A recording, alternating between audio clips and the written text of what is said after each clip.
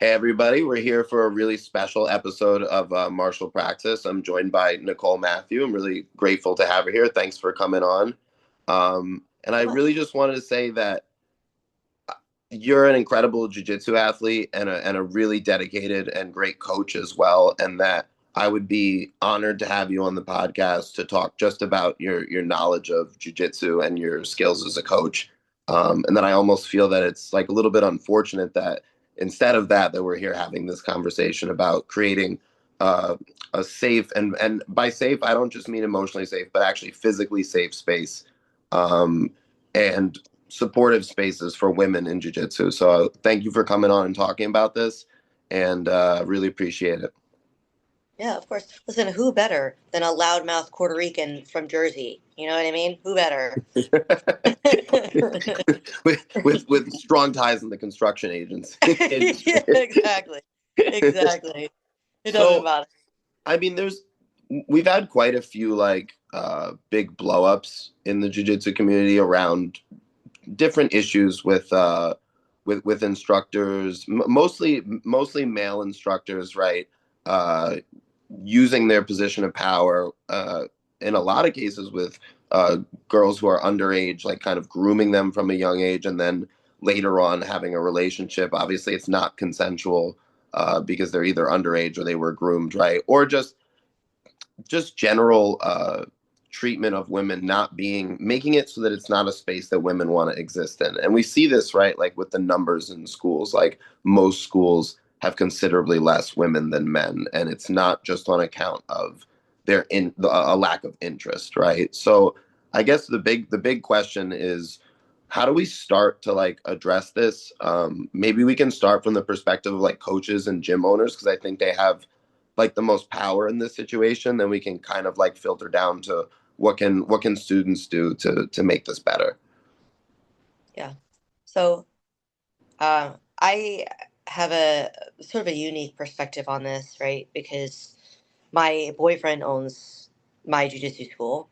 I help him and show up, and I helped with the kids' classes, and I'm always Uki and everything. And so we both, I would say, are considered like leaders within our particular school. And I started jujitsu 9 years ago. We've been together for 10, so I've never known anything, right? But then have a boyfriend in this space. And even I have had really uncomfortable situations throughout my career with male training partners, with uncomfortable comments, right? Where I didn't necessarily feel totally safe within my space. And that could be whether like I felt like a guy was making really uncomfortable sexual comments. And that could be whether, I felt like, especially as I get better at jujitsu, um, men feel threatened, and I have Threatened. felt truly unsafe in rounds, and that still happens to me today. And That's a really big problem. I've experienced that with all of the women that I've worked with who got really good. That at some point they pose a real submission threat to men, and that like a huge majority of men, like 70%, will just rely on pure strength and aggression to basically just like thrash a smaller woman around, get them off of them so they don't get submitted. And yeah, it is legitimately really dangerous. yeah, and that all feeds into this like culture of women not feeling safe or welcomed within the sport. And when we opened up Method, which I want to say is maybe 3 or 4 years ago now, I don't remember exactly. Um, we really wanted to that build a school where I would have always wanted to train at, right? Mm. So just I think one establishing like a standard code of conduct within your school is really important. But I also think that like the general issue is with the hierarchical structure of jujitsu in right in within these organizations. You have one main guy, right, that everybody answers to. He runs the roost, right? He holds all the power. And then you might have people that are reporting up to him, but and the only thing this guy is good at jujitsu, Yes.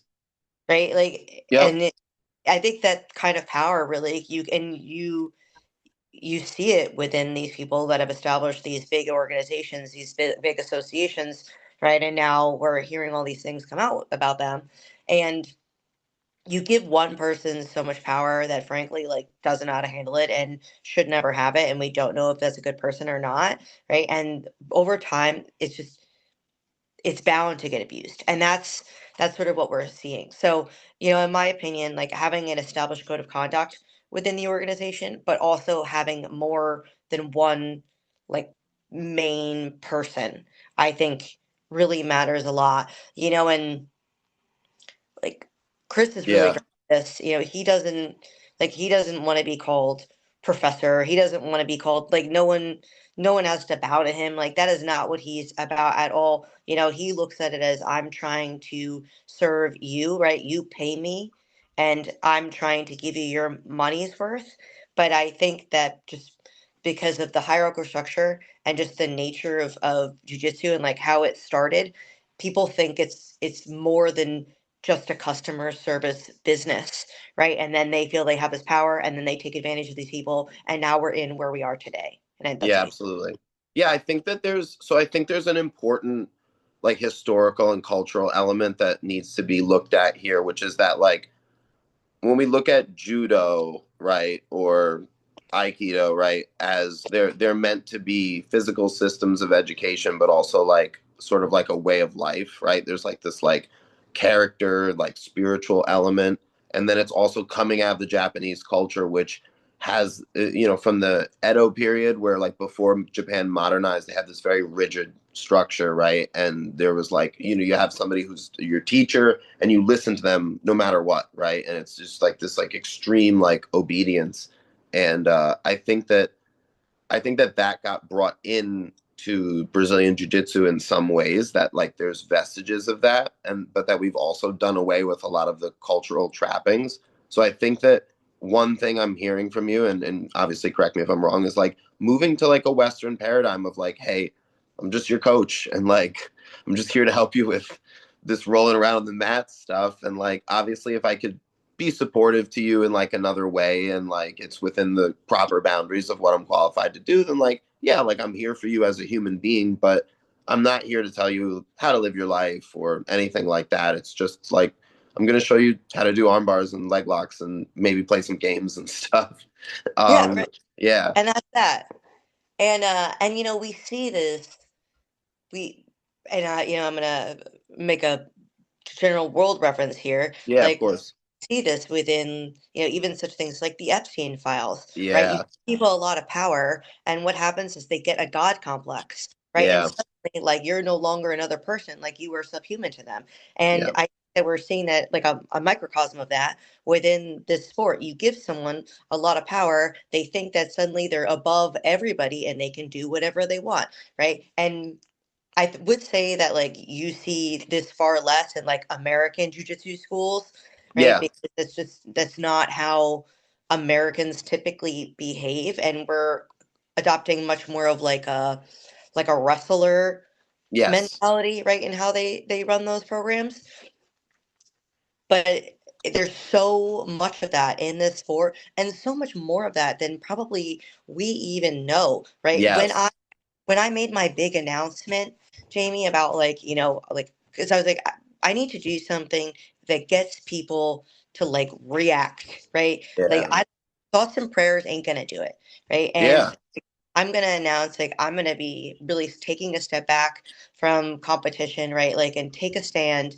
And I knew I had to do something a little bit drastic to get people to pay attention. And I stand by that, and I have no problem with that, whatsoever. But when I made that announcement, the amount of DMs I got from women within the sport, right, talking about things that have happened to them, it's Yeah. just like I was like depressed, like I mean, you're getting dozens of messages from people that like I don't know, but are like, hey, I'm so happy that you're actually taking a stand on this because this happened to me, right? By just some Joe Schmo in just some random state that owns some random school, right? That's not even like a huge name, but within their little space, right? There's Yeah, a little that little community. bubble.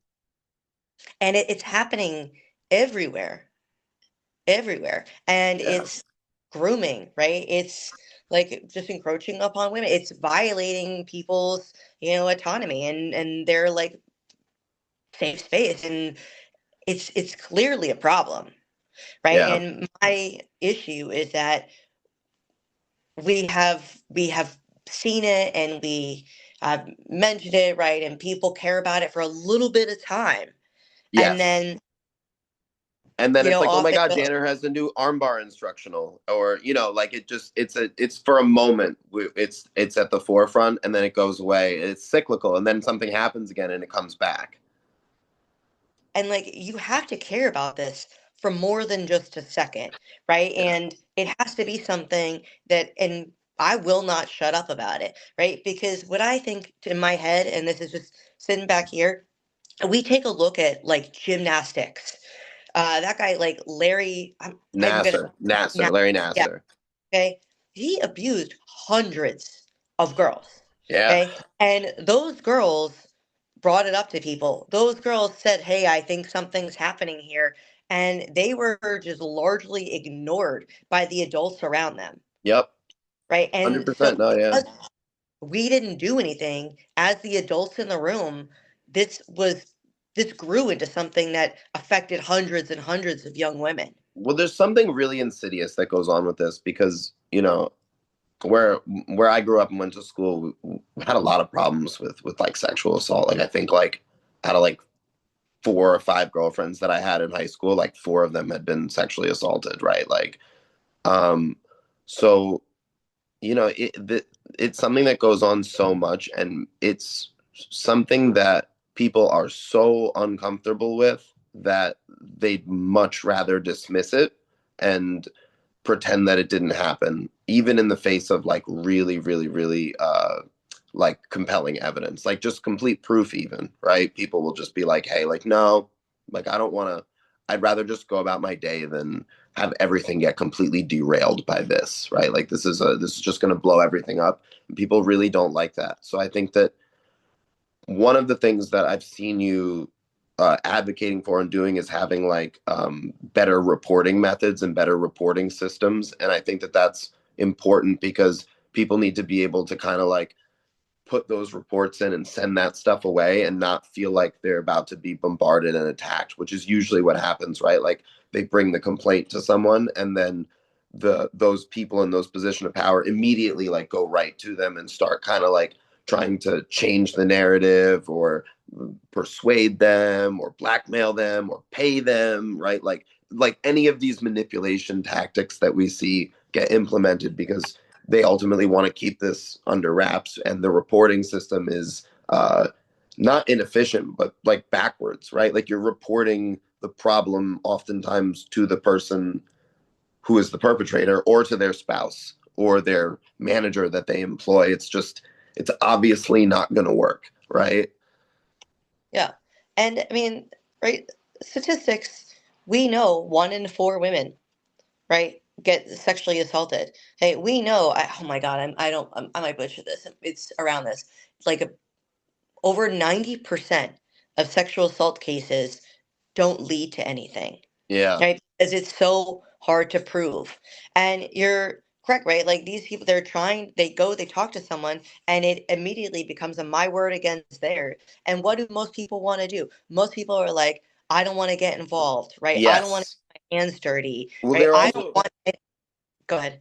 no, they're also like traumatized, right? In that moment. This is like a huge issue, right? So it's like you take somebody who's just underwent trauma, and what they need to do is immediately go and get a rape kit and go and try to collect evidence. And that's generally in like 100% of the cases I've been around for the exact opposite of what that person wants to do. They want to go and like be alone somewhere safe with people that they trust and like kind of like be safe, right? They don't want to go to a police station and be poked and prodded and do all of these things, right? So the whole process is almost like obviously it's set up partially for the purpose of the legal system, but it's also almost like set up to make it so it's not going to lead to anything because it's just not what people are going to do in those cases, even if they have the support of people around them, which they usually don't, right? Usually, this is another thing is that a lot of these people, they're predators. They target people who don't have strong support systems, who don't have family and friends and all these things around them. They're isolated in some way, or looking for something, and that insecurity is a lot of times what gets preyed on in the first place. Yeah, 1000%. Right? And then you take just like the people around them, and I think people have a lot of morals and ethics until it comes time to do something uncomfortable and actually stand up for what they believe in, right? Until And then it's all of a sudden, inconvenient. Yep. exactly, it becomes a matter of like, oh, I don't know, like I don't really want to get involved with that, right? And all it takes is the average person in that room to stand up and being like, this is not okay, right? There is, and I have had this conversation so many times. Like, listen, the amount of professional athletes in this sport that like don't have a job, right? That are just this is the it's probably like what, like maybe 5%, right? Like maybe. No, no, it's not a lot. Most people are working in some capacity, either teaching at the school, running the school, or they have another like completely separate career and job. Yes, right. The majority of us, and I say us because I am included in that, like we have jobs, right? We have a life. And my whole thing is like, while I don't want to say that like there's definitely a lot of lessons somebody learns in the workforce, right? More Yeah, so than someone that's never been there. Okay. yeah, And I think we are a lot more capable of handling these kind of difficulties, right? Or at least you should be if you've been in the workforce, you've had to have uncomfortable situations, right? We've all dealt with HR, right? There's so many of us yeah, that like be the adult in this room. Like take that stand. And my whole yeah. thing is be vocal about it. Also put your money where your mouth is. Like stop giving these people your money that you know are doing these really questionable things out of convenience. I think there's such a variety of demographics in the jujitsu room that, like, in my gym, we do have like people who are in like the corporate workforce, but then we also have people who are like blue collar workers, like they're plumbers, electricians, those types of people. And then you also have like teens and people who are young, like or like 20, like early 20s, they're college age, right? So there's all these different demographics. And like I think you're right that the people who have the experience and the training and the knowledge, like you've been to a sexual harassment course and you've experienced these things, like we do have to step up, because a lot of times I think we have this notion that like, oh, I'm not a leader, right? But the truth is, leaders are just people who stepped up in a particular situation and led. Like it reminds me like my stepsister's mother, right, was Mhm. in 9/11. She was in the building, in the Wow. basement, and there was a cop that was saying, "You guys have to stay here," right? They were in the second building, and the cop said, "You have to stay here." And some big dude grabbed the cop and threw him on the train tracks and said, "Fuck that, we're leaving," right? And they all walked out, and then had they stayed there, they all would have died, right? So like a leader isn't necessarily the cop, right? A leader isn't necessarily the coach with the badge and the it's not always that person. A leader is somebody who steps up in that moment, and we have to be like conscientious and aware and know our skills and our capabilities, and when those moments come up we have to be ready for them. And it kind of reminds me of like martial arts, right? Like you're have that situational awareness, you're aware, you're paying attention to what's going on in the world, and sometimes there's somebody who's just being victimized and you have to step in and stop what's going on. It's the same type of thing, just verbally maybe rather than physical. Yeah. And listen, I'm in construction, right? Like Yeah, construction, we have our it's own. notorious for catcalling, right? I mean, that's like the whole Yeah. stereotype. Yeah. I apparently love being a woman in male dominated fields. Apparently, that's my thing. That's your Um, specialty on yeah. LinkedIn. Yeah. Yeah, exactly. But even in the construction space, like there is just this huge like push for like just equal respect and like women being respected in the workforce. And I'm on like a lot of like women let's call them like association roles, and and I try and really take a stand on that, right? But even I mean, contractors are like very just generally down to earth, straightforward people, and they take no shit. You know what I mean? Yeah, So yeah, yeah. like if you wouldn't do that and you wouldn't tolerate that in your 9 to 5, right? Like why would you allow that? And I started I'm one of the, I guess, the founding members of this. It's called Clear. Um, oh my God, why am I? But Clear Math, right? Yes, And yes. so it's meant to be like a reporting engine, right? And we're not saying like, hey, we're the experts on this, right? But it's trying to give people a path to actually be able to submit information about this, right? Like report things that they might be seeing within the schools, right? And then we can go ahead, we can take the appropriate path towards action and connect with the right people, but give like gym owners resources for what's available to them, right? Other students, what should you really be thinking about doing within these situations? Because I think Yeah. even No, if people need you're, guidance. yes, well, because it's an incredibly sticky, difficult scenario, right? Because unfortunately, grooming and predatorial behavior isn't always like so black and white, right? You're not Yes. necessarily seeing some, 35-year-old go up to a 15-year-old and like grab them inappropriately, right? Yeah. But you could be, and I know plenty of people that have had this experience where they've been there and they're like watching an interaction and you're like, that was weird. You know what? Like Like, that. I've heard, so there were two instances. One was in the Aikido, one was in Jiu-Jitsu. One actually, both ended in legal action. One actually ended in a conviction. But in both cases, I like wasn't around for some of it, like the main thing, and I ended up talking to people about it after because I'm nosy and I want to know about what happened and stuff. So I talked to Real. people. I asked them. I'm like, no, tell me what happened, right?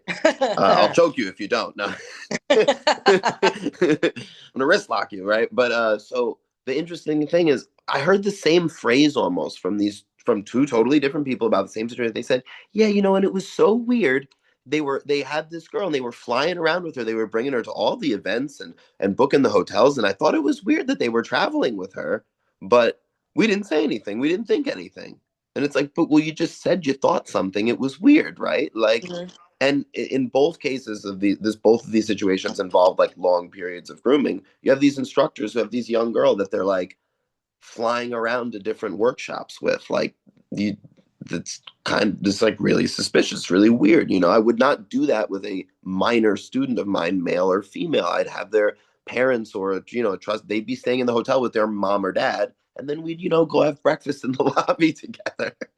Yeah, like I think, and I think that that's such an important thing, right? Like you're probably, I mean, unless there's the chances of them doing something like so outright in public is going to be so small, right? You're Yeah. most likely not going to catch them in the act of doing something crazy, right? Because they're not complete idiots, right? Yes. But you will probably see an interaction that just makes you feel weird, right? And my thing about it is like, if you see that interaction that makes you be like, I didn't really like that. Like your your next step shouldn't be like going and talking to some, a teammate, be like, hey, I didn't like that. Like you should be going and talking to that like young girl, being like if you start seeing them take a lot of alone time, like go out of your way and try and be there. Like, oh, they have a private lesson. Let me be your uki, right? Like Yeah. put yourself in these situations because these kids, especially if this has been happening for years, like, and think about what we were like when we were fucking 14 and 15. You No, know what I mean? absolutely. Like, you're like, oh, I'm special. Like, I'm getting these special things. You're Oh, dying for that person to take that interest in you, like seriously, because you want to be good at stuff. You want to be recognized. You want to be an adult. You're trying to come into yourself. yes, exactly. Okay, but we all remember what that was like and what we were like. We were that age, like insane, right? Like you were. young, you are filled to the brim with hormones, like you don't really know anything, you still got your training wheels in life, right? Yeah. Like you have no real experience. And adults stepping in and actually like interfering with this, right? Talking to that preteen or Yeah. that teen about these experiences, right? Because you can't just gossip about it. Yep. No, you're right.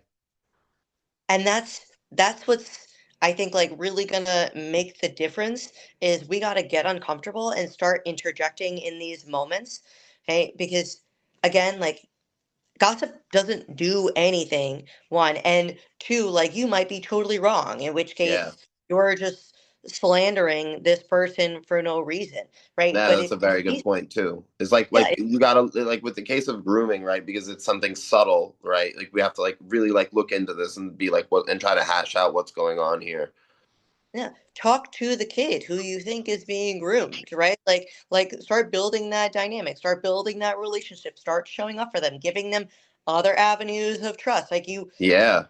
I think that like that's something that people just aren't doing right now and probably aren't even thinking of, right? Because everybody loves to talk shit, okay? And we just fine, right? Like you like to gossip, so does, so do I, so does everybody, Yeah, okay? no, I But think I'm just honest about yeah. it.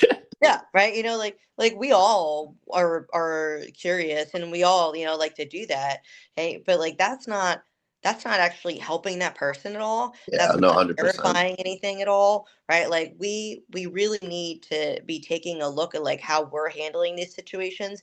And like if the majority of us like start stepping up and start saying something when we see something, right? We call people out on their behavior. We talk directly to the people that we think are, it's just going to make it much harder for these people to do these things. Yeah. And, I always, I so I'll make an analogy. I mentioned that I'm in construction, so I work with like contractors and I do like their asset tracking.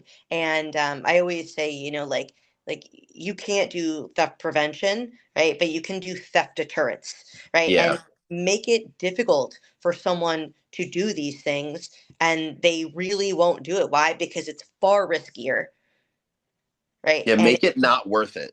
exactly, right? And you have to just make these people uncomfortable, Yeah. right? And if you catch them, right, then we take it and we immediately do something about it. But if you want to stop grooming, or if we want to greatly reduce grooming, and if we want to reduce these opportunities, okay, give them less of them. And that's some of what like safe sport does. Like the safe sport training, which like obviously we need to bring into jujitsu is good. It's not perfect, but it does cover those types of things where it's like saying, how do we make sure that instructors or coaches aren't spending unnecessary alone time with minors? Like, it's a red flag.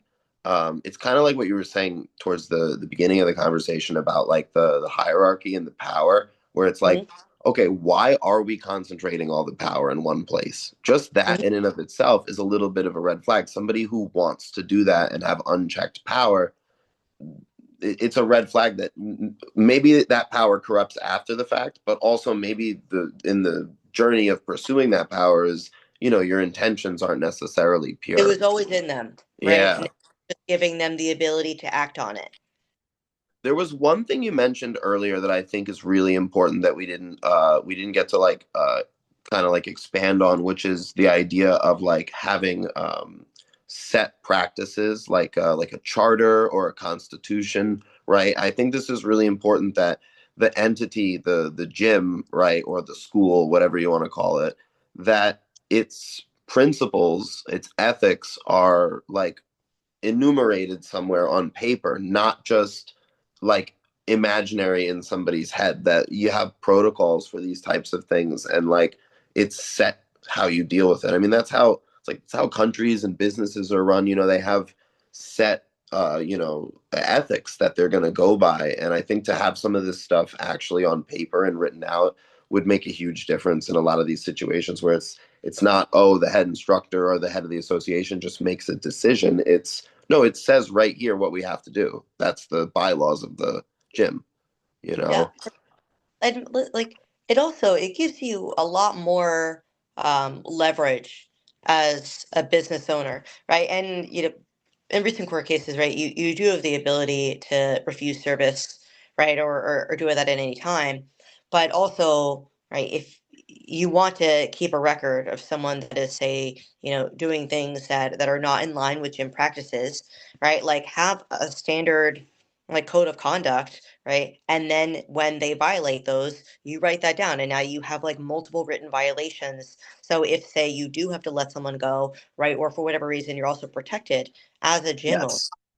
right? And if there's, right, there's layers to this, right? But like some simple ones, like there should, I really don't think that there should ever be any like private lessons where it's just two people in the room. Like especially if it's someone that's younger, like their parents should really be there, right? There should be someone else there. Yeah. I think that that's just like a general, very good rule to have throughout, right? I don't think that one person should really be 100% leading the show, right? They always should have someone else that they can counteract with. Like there should be Checks and balances. exactly, right? And again, when you establish these rules, you establish these practices within the gym, right? At least you're making it more difficult for these circumstances to happen, because unfortunately there's a lot of evil people in this world. And Gyms should have boards, like, like gyms should just have boards of their senior students, or like, like you would take two blue belts,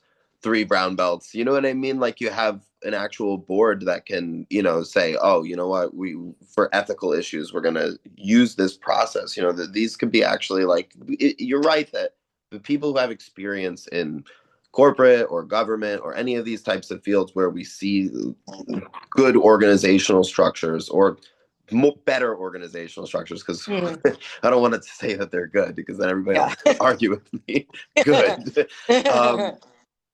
We should implement some of these tactics in gyms, and I think it would actually make a huge difference in limiting what these people are able to do. It'd be big deterrence. Yeah.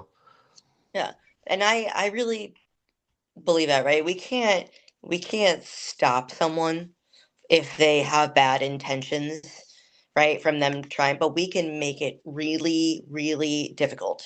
Yeah. And when the more difficult something is, the less likely someone is to go through with it. And we need to give people the tools and the pathways. I've been like, oh, like this was curious. Like I should do something about this. And I really do believe it's as simple as, okay, you see something that makes you go, that was weird, and you talk to that kid, right? And kids, like they don't, especially like little kids are super honest, right? So Yep. like just if you talk to them, right, and you get them to trust you, like I think lying is an adult behavior, right? And like they're not, like they'll tell you eventually, and you just put yourself in the way. And I know it's uncomfortable, and I know people are like, oh, but like that doesn't, but like it does. Like you are responsible, we are adults, like we're the ones with the fully developed frontal lobe. Like take a stand and Yeah. stand for what you believe in, and if we do that, this will be a better sport, okay? Because Yeah.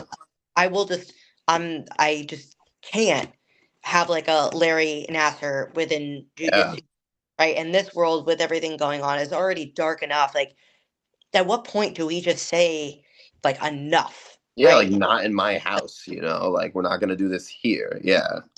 100%. So one thing also, and I think you're starting to touch upon this a lot, like it's kind of naturally going there, but what can students do? Well, because without putting the blame on anybody, right? I think that everybody there's something everybody can do to make this a little bit better. Whether you're a man, right, and you're like a perpetrator, whether you're a man and you're an ally, whether you're a woman and you're like an enabler, or you're a woman and you're an ally, right? Like there's stuff that people who are currently engaged in any of the roles that are possible, right, can do to improve the situation. So I think it's worth taking a little bit of time to talk about what we can do as peers, right? Like you're not like, like me and you were both instructors and athletes, and we have our own sort of peers, right? Like our peers are like each other, but then when you're like the student, like what do we want to see from the students to make sure? And I think one of the things you said that's really good is like, if you see something, say something, do something. Don't just let it go into the ether. Yeah. I think communication, right, and which is not a lot of people's strong point, right? And we all know that. But like being able to speak about something that you see is super important. Right? And I think that you can apply that in so many aspects, right? Because at the end of the day, like you were and I take a step back here and let me just, like, in my opinion, right? Jiu-jitsu school, it's a business. Okay. Yeah, You paying someone money in exchange for a service, right? And that service is so much about customer service, about having a good experience there, right? And you've paid for that. yeah, Okay. You have every right to say something, to address something, right? Because you are the same as everyone else. That guy serves you, not the yeah, other way around. Okay. And I think absolutely. like just having that little mindset shift, right? Like that is not like a guy up on that pedestal. That guy is there to serve you. Okay. Yeah, So as the average person within a school, right? If you see something uncomfortable, and that could be whether, you see your instructor, like, I don't know, maybe it was like a weird little thing. Like you can talk to that student about it. Okay. If you see a male student and he's rolling like really hard with the girls at the school, like I would say something. Like yeah, yeah, absolutely. communication will solve so many problems. And I know like there's like the mat enforcers and everything, hey, but like to me that's not how you solve that problem. You don't Yeah, stop no, someone from beating someone up by beating the shit out of them worse, right? Like you stop and you're like, hey, why did you do that? it doesn't work. It doesn't work. I like I've done that a million times, and most of the time, the person just thinks they're like, "Man, that was so cool! Like you beat the piss out of me," and I'm like, "No, like you're like They no, don't get like it. They don't yeah, get it. it doesn't work." And also like we should know from like the world right now that when you come at people like that, that they just get entrenched and there's no movement on any issues. I mean, that's just what's going on everywhere. Everybody's just yelling and fighting, and there's no dialogue. It doesn't work.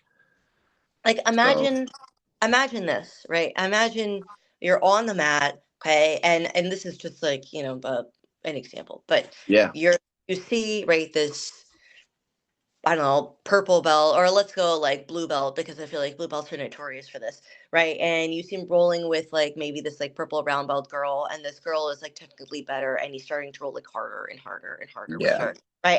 And we've all been there, we've all seen it, I've experienced it, and you're like, hey, so and so, what are you doing? Right? Like, and it's something so small, okay, but like you're making that person feel uncomfortable about their yeah, act, and you're calling them out without being like, hey, you're being an asshole, but you're like, hey, yeah. what are you doing?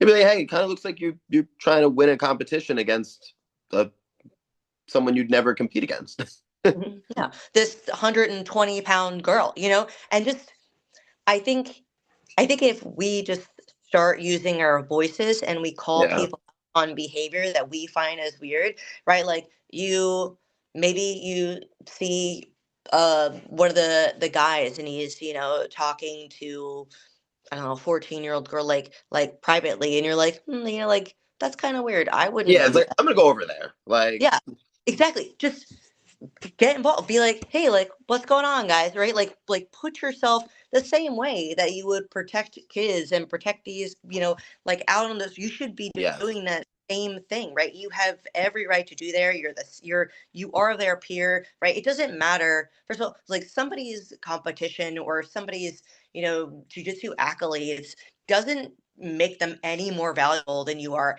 at all, right? It just yeah, means that they compete. yeah, I'm a world champion, and I would not put myself above any other student, because it's a special interest, right? But yeah. it doesn't make me anywhere in Yeah, comparison to. my take on that is just that like the only thing that my martial arts skills have bearing on is martial arts. So like if I'm, telling you how to do a technique, you can listen or not, but I'm gonna kind of think you're silly if you don't listen. But about anything else, I probably know less than you, honestly. I Like spent maybe 8 hours I, studying a wrist lock. like it's a matter of like what skills you have, like Yeah.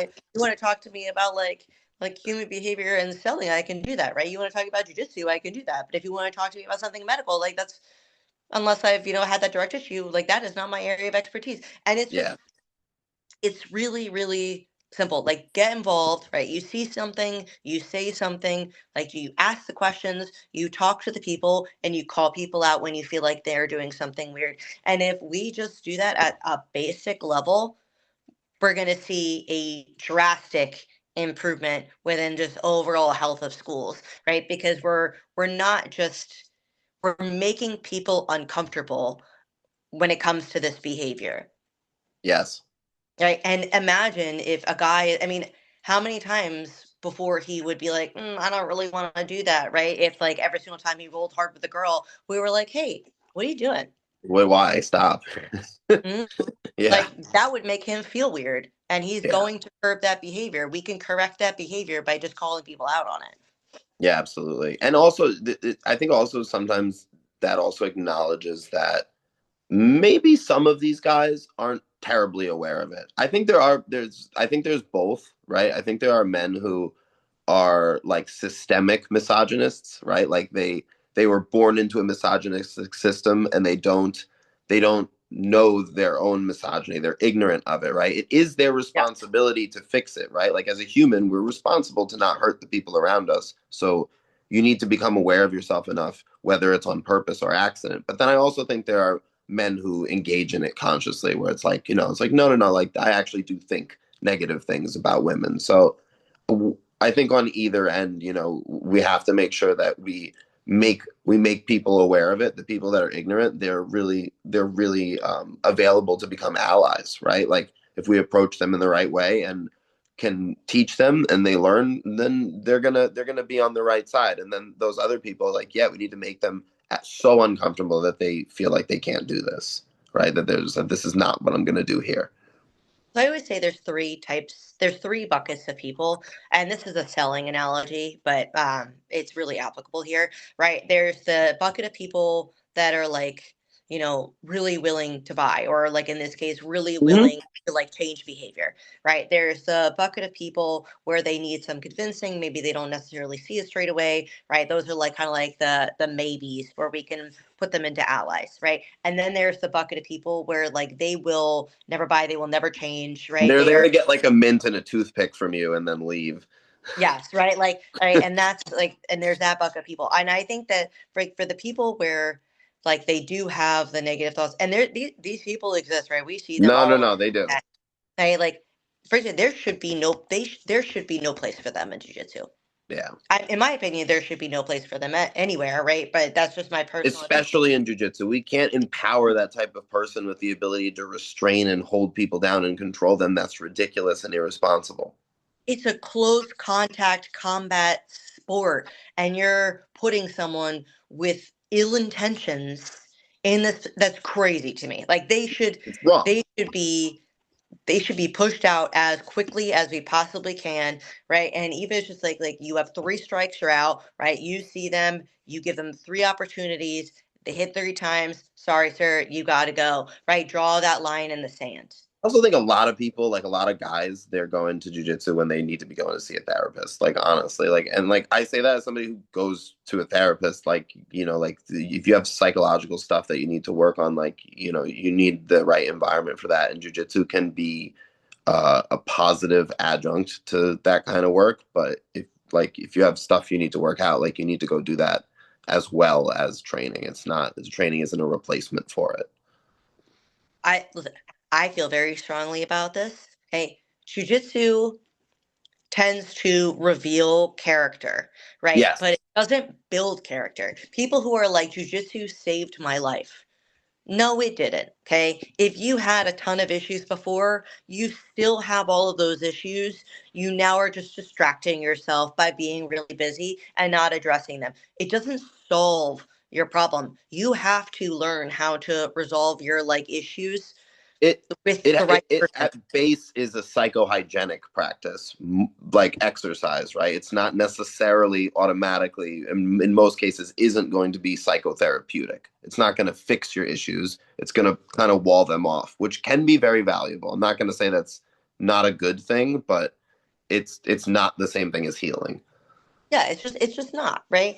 And I would agree. I actually, I would say that as a society, like we do have like a general issue with communicating feelings and like understanding and vocalizing how you feel. And I do this with our kids a lot in the kids class. I tend to work, and I would say this is actually like a really good practice if you want to talk about like just what can we do. So I deal with generally like the 5 and the 6 and maybe the 7-year olds, but I'm on the Yep. usually on the small side of the kids room, and it's me, and then Chris usually handles the middle, and then our other coach Kevin's usually on like the big kid side. And so with the smaller kids, one of the things that I do, and I think it's been extremely effective, is I am pushing them to be able to tell me how they feel, right? So they're on the mat, like they get really upset, right? They start crying and being like these tears, like I understand you're upset, right? But they're not helping me help you. Yeah, Like, you have totally. to tell me what's wrong, and you have That's to a be able skill. to. Yeah. And but how many people like so few people actually Yeah. have skill. Like there's grown adults that can't actually tell you how they feel. 100%. And it's been really amazing, right? Because now I'll be like, one of them gets upset, and I'm like, tell me why you're upset. Like, why do you feel this way? And she'll be like, I feel this because X. And I'm like, Yeah. okay, we can do something about that, Yeah. right? But if we don't teach them the basic soft skills of being able to communicate their feelings, right? Basic emotional regulation. Yes, okay, Yeah. because you and it happens so often, right? Like we understand anger, right? And we understand happiness, but very I think there's actually a lot of people that don't understand everything in between. And Yeah, I'm totally. that person. Okay. I went to therapy because I only knew how to be happy and I only knew how to be angry. And there's a full like context of emotions that I didn't really understand how to process or communicate. And if we give people the tools to be able to express that, I also think like they will speak up for themselves a Yeah. lot more, A right? hundred So, percent. You're giving them the ability to actually vocalize, hey, somebody talked to me this way or did this thing to me. I don't like the way it made me feel. Can you help me stay away from them? Right. mhm, So there's two exactly. things I want to mention before we gotta wrap up soon. I have to go take care of my little one. But Yeah. uh so there's a curriculum that I found through some of my kids' teachers called Road to Regulation that has a lot of stuff that like helps with the stuff you're talking about, and I've been looking into it as a way to help kids learn how to regulate and vocalize their emotions. And then I actually do the same thing you do with my kids that I teach. But one of the challenges I was having is sometimes kids will be upset and they're like kind of past the point where they can be verbal, especially when they're coming in, right? Like sometimes kids will be upset coming into class, right? Whether it's an attachment thing or they just woke up from a nap. And one thing I found that works really well is I'll ask them like I'll be like, "Hey, how are you doing?" And I see that they don't like want to talk. I'll be like, "Hey, like are you like thumbs up? Are you thumbs in the middle? Are you thumbs down?" And sometimes that almost all the time they're able to do that and that will get them as like a bridge to start communicating. So like Hmm. it's harder for them to put it into words and I get them to do the thumbs down, thumbs up to tell me how they're feeling, and then we can start to talk. So I just wanted to share that because it's something that's been working really well for me when I get stuck with a kid who like I want them to tell me how they feel, but they're just like too upset, you know? Yeah. And I actually think that that's amazing, right? Like, and and I know you have to run, so I'll keep it. But like, all of this stuff stems from like tools that should be taught to kids from childhood, right? Because you Yes. don't teach these things when somebody's 15. They've already been doing without it for 15. Like They have they've the already habit of living a established. different way. Yeah, exactly. You've already established behavior. It's giving them these tools really early on so that they grow with them like this is now their normal, right? So when they are 15, something happens that maybe they feel weird about, they understand how to vocalize that and have the confidence to be able to express how they feel. And I Yeah. think we can do that on their end, right? And then on the back end, we be adults and we step in and we say, "Hey, Yes. all this, like what happened here? Are you okay? Was that uncomfortable? Like what was that about?" Yeah. No, I think that's spot on. Man, thanks so much for doing this. I really appreciate it. I know I know you had to wake up early on your day off, so I really appreciate you doing this. No, But this is I'm really great. happy. I really appreciate it, and it was great catching up with you. And this is an important topic, so I'm glad we're talking about it. Yeah, and I think there's no better time than now when the attention's on it. Sorry, Chris was Thanks asking so a much. question. Bye. Have a good one. You too.